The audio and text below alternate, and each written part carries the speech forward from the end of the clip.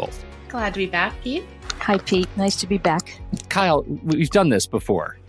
We've done this. We've been talking about it. Mm-hmm. We have been talking about this for a while, and that was past Kyle and Pete. That was season 2, Kyle and Pete, as I refer to them. This is season 5, and we are talking a little bit more about how this pay equity, pay transparency universe is shaping up in Massachusetts and beyond. Can you do me a favor and set the table? Where do we stand right now on pay equity? Sure. So we have been talking about it. It is legislation that is still in a pending phase. It is not a law in Massachusetts. But what has changed in the last couple of seasons since we talked last is that other states have moved along. And so there are now, I think, 8 states officially that have pay transparency, another 2 that have it they'll be starting at some point soon. So we are seeing as a topic that it is really gaining traction in the country. And in Massachusetts, we think we're heading in that direction as well. So, it's not going to go away. For those who don't know the difference in terms, what is the difference between pay equity and pay transparency? Sarah? I'll get that. Yes. The difference is pay transparency means when a position is open or even when it's not, if somebody internally is desiring a position, an employer has to show the wage range, the lowest and the highest pay, make it very clear what this job pays. So take some of the subjectivity out of it, with applicants going in. Pay equity generally, at least here in Massachusetts, means equal pay for comparable work. And comparable work here is it's defined as work that requires this similar skill, effort, and responsibility performed under similar conditions. So that's pay equity. And that means that there's no discrepancy, between genders, no disparity, and anybody is paid for that. You can't use gender certainly as a criteria for setting a different rate of pay for a comparable job. Okay, so given those definitions and the fact that this bill, this legislation hadn't taken shape before, it still hasn't taken shape now. Let's talk a little bit about what HR managers and organizations have to potentially look forward to that might disrupt operations. It starts with recruitment, right? Absolutely. Absolutely. So what we're seeing more is that when positions are posted on Indeed, which is a very common place for a position to be listed these days, there's a requirement to put the salary range in there. And so, companies are starting to see that and thinking like, okay, this is going out there that everyone can see this. An applicant will see it. And so for companies that have not had pay ranges in the past, they really need to start thinking about that. I need to have that in place before I start recruiting, but I also need to have it in place, as Sarah said, if somebody internally asks what the pay range is for a position. So really having a compensation system is becoming more and more important for companies. The last time we talked about the potential discrepancy that was happening when, new companies or there are new structures put into place that don't take into consideration long-term employees. So there are bonuses and salary ranges for new employees, while people who've been working for you for a while they remain at their current salary. Is anything in the proposed legislation deal with that as in terms of equity? I don't think it's in there specifically, no, but once if you see a job posted at your company and you know what the pay range is, if you're not in that pay range, I'm sure that as an employee, you're going to start having curiosity about what the range is and would go to your HR department or your boss and ask about the range. So while it's not, in the proposed legislation, it's something certainly that I think will come up. Right. In the Massachusetts Pay Equity Act, which has been around since 2018, I believe, that has exceptions, and one of them is experience, seniority. Those can justify a difference in pay, Pete. So if there's somebody new coming on, certainly you can pay them less than somebody who's been there for 5-10 years. Sure. Well, this does get to, I think, one of the central topics we wanted to take on today, which is the changing culture of pay in organizations, right? There are age and gender and generational differences that are changing the way employees think about their compensation. What are you seeing when in your work with organizations and the challenges that they're having in using compensation as a recruitment technique or using a strategy, using compensation internally and externally, when the way employees think about their pay is changing? So I saw a statistic recently that I thought was really interesting about this, and it was a study done by Forbes where they asked people as part of different generations whether they would share their compensation with their coworkers. And 65% of millennials said that they would share their compensation, which is surprising me. That's a significant amount who said that they would share their compensation with their coworkers. Only 37% of baby boomers said that they would share their compensation. So I think culturally there is a difference in terms of what people are willing to put out there into the public. We know that through social media and, Sure.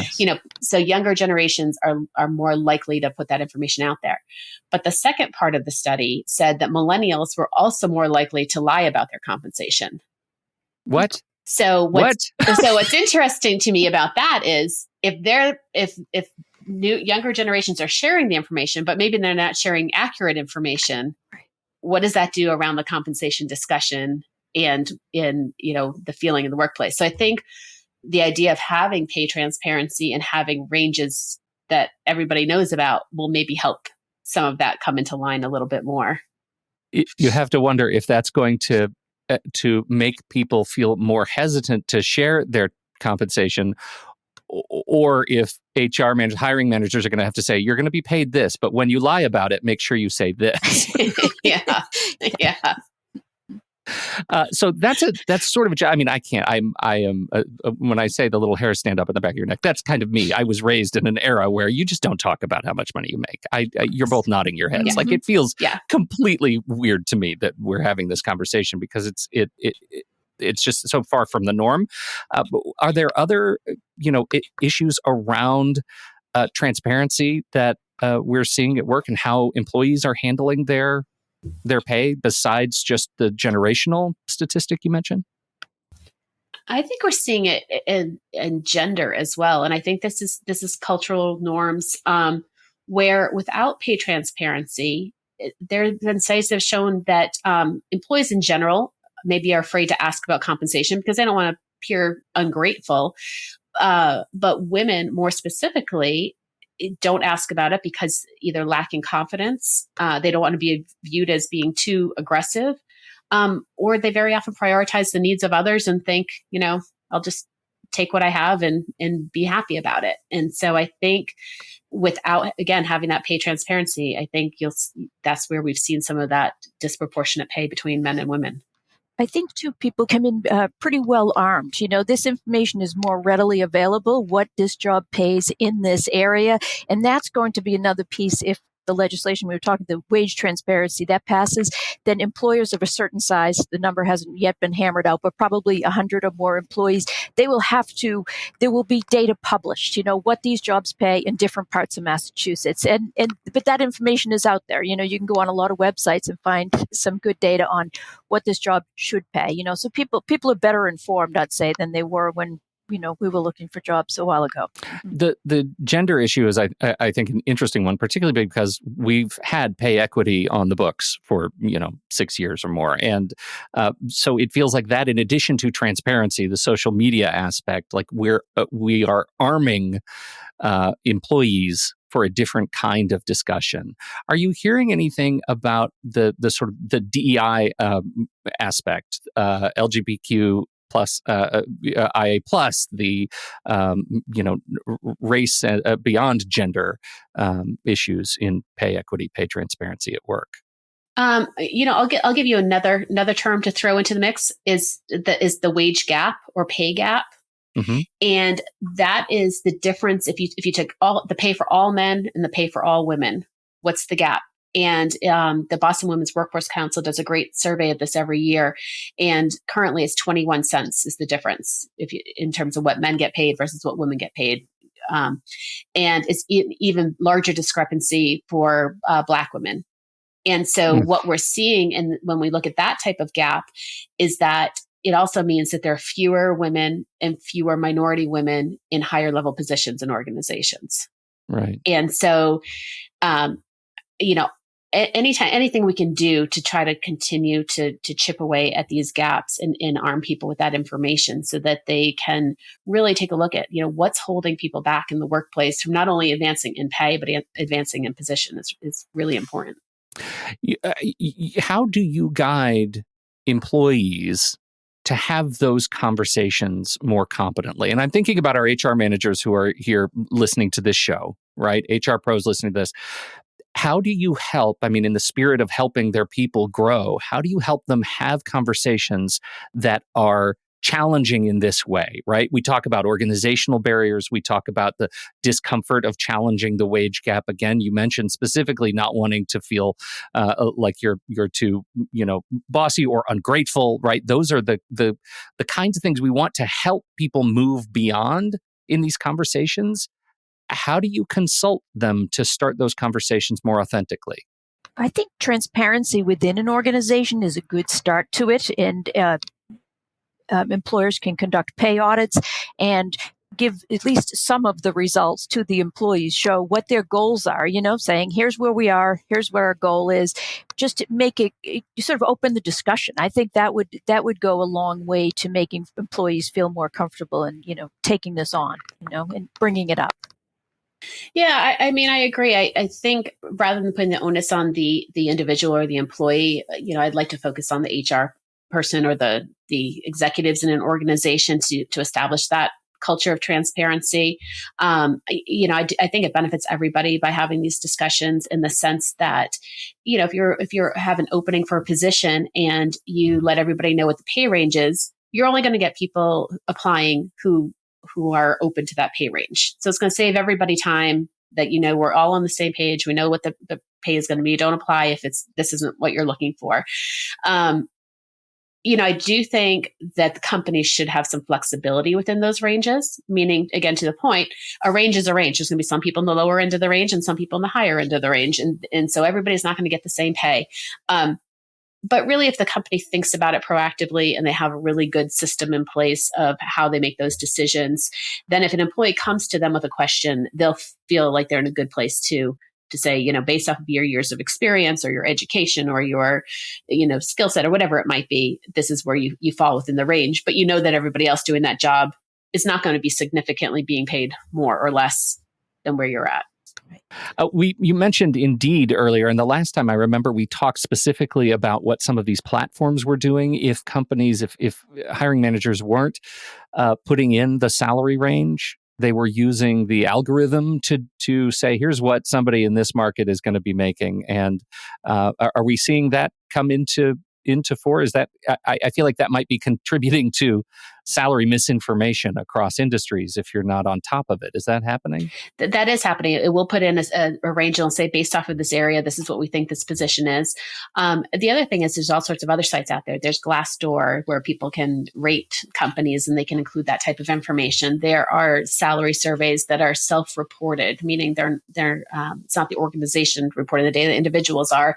And so a lot of those types of platforms can lead to misinformation. And so it is a bit hard to weed through that and figure out what the right information is. It does, to your point. It puts the onus on, HR to make sure they're leading the charge on making transparency a safe conversation across organizational culture.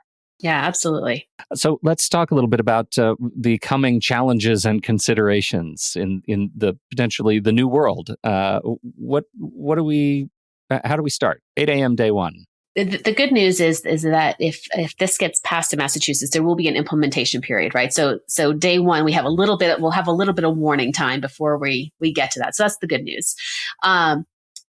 But it really goes to taking a look at two things. One is internal equity, and the second is external equity. And so, you might want to start looking at survey data to make sure you're in the right range, meaning, are you paying similar to other organizations in the same industry, the same geographic area? And there are all sorts of surveys available to gather that information. And the reason why that's going to be important is because as you are potentially required to start posting your pay ranges, other organizations are as well. And so the consumer, if you will, the applicant, has that information and can make a decision on where they want to work. And then the internal piece obviously goes back to pay equity and making sure that there's that internal comparison. So I think as the first step is really taking a look at where you can get that external market data and also your internal data to start making those decisions. Sarah, how does this change the face-to-face employer potential employee negotiation? It gives parameters, right? Because if the employee comes in, first of all, they're informed, they know what they've been told the job. It could actually shorten the negotiation, right? Because it's very easy for the employer to say, that is the high end of the pay range. We're not going one penny beyond that, and that's it. It might require, I think, backing up a little bit, it might require the employer to decide what are they looking for at the it might mean a review of a job description, so they can say, this is the high end of the pay range, has this degree, has this many years experience, whatever it is they're looking for, right? And just really be able to articulate that, and I think it could help to cut to the chase, though, when you're doing a negotiation, right? It's not wide open from the beginning, and there is this set range. So that's what I expect anyway. Something we've talked about before, the importance of getting those job descriptions in order. That seems like a healthy step 3 is if you haven't gone back to review job descriptions and requirements, now's the time. Yes. Yeah, now's the time. And, another topic that we may be coming back to in another podcast is taking a look at what's really becoming more common is skills-based hiring. So, previously you'd see a college degree required for every position, and more organizations taking a look at that and deciding, is it required? And so as you do things like that and you figure out what's in the job description and what the pay range is, it might be based off of what your requirements are. Is a college degree required or some other type of certification or skills level? So yeah, you're absolutely right, Pete. That's a big part of it. This, to me, feels like such a open opportunity to really look at how you're talking to your employees about pay. What are when you say, Sarah, that there are parameters around these conversations, just remind people, what can't you do from an HR perspective when you're talking to somebody about pay? Well, here in Massachusetts, you cannot ask for salary history. I don't know how unique that is, whether other states. So you cannot say, what are you making in your job now? And then, lowball it and just come in just above that, right? So that's one thing that's maybe particular to Massachusetts, but I believe other jurisdictions have that same requirement. And another one is you cannot you can't, in Massachusetts anyway, you can't prohibit employees from talking about their pay. So that's you're able to discuss it freely. When I first came out, my first job out of college, that was something I was told on the first day. Talking about what you're paid is a fireable offense. Yeah. Plenty of people broke it, but that was told to me specifically. They didn't tell me much else, but that was it. So beyond that, that's really all I can think of. Kyle, do you have any other thoughts on that? No, I think you're absolutely right. Those are the two big ones to stay away from. Yes. And are there any federal considerations that are coming, or are we still just everything we're talking about here is state level?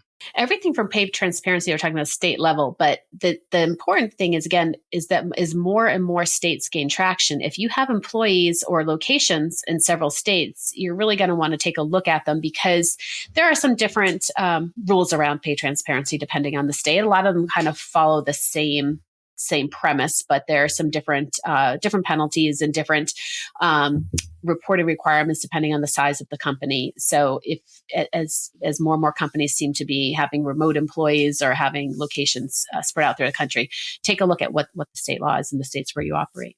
So in our show notes, I have links to comprehensive compensation services, AIM's recruiting services, AIM's audit services.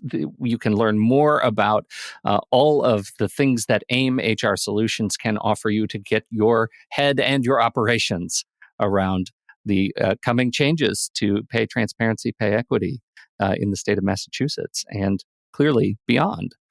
Thank you both so much. Kyle Pardo, Sarah Piscatelli, thanks for being here today. Thanks, Pete. Always a pleasure. Always a pleasure. And thank